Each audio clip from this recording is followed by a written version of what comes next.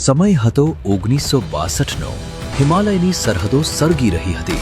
ચીનનું યુદ્ધ ભયંકર રૂપ ધારણ કરી ચૂક્યું હતું. એક તરફ દુશ્મનોનો આતંક હતો તો બીજી તરફ ભારતના વીર જવાનો પોતાના પ્રાણની ચિંતા કર્યા વગર મા ભૂમિની રક્ષા માટે મરી મિટવા તૈયાર હતા. અને હજુ તો આ ઘા રૂજાયા નહોતા ત્યાં 1962માં ભારત પાકિસ્તાનના યુદ્ધના ભયંકર ભડકારા વાગ્યા.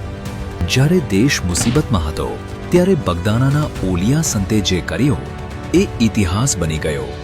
પૂજ્ય બજરંગદાસ બાપાએ આશ્રમની કેવળ જમીન જ નહીં પરંતુ માલ સામાન, આશ્રમના વાસણ અને પોતાની પહેરેલી બંડી સહિતનું લીલામ કરી દીધું હતું.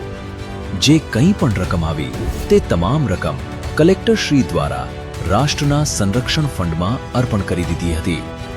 બાપા હંમેશા કહેતા કે સાધુ, સંત અને ફકીર તો પછી, પહેલા તો દેશની સેવા અને રાષ્ટ્રધર્મ. 1999માં કારગિલ યુદ્ધ વખતે પણ સંસ્થાએ બાપાનો માર્ગ કાયમ રાખ્યો અને પાલીતાણા ખાતે તત્કાલીન ઉપવડાપ્રધાન લાલકૃષ્ણ અડવાણીને 11 લાખનું યોગદાન આપીને સાબિત કર્યું કે બગદાના ધામ માટે દેશ સૌથી પહેલા છે. બાપાના આ અદ્ભુત રાષ્ટ્રપ્રેમને શત શત નમન. બાપા સીતારામ.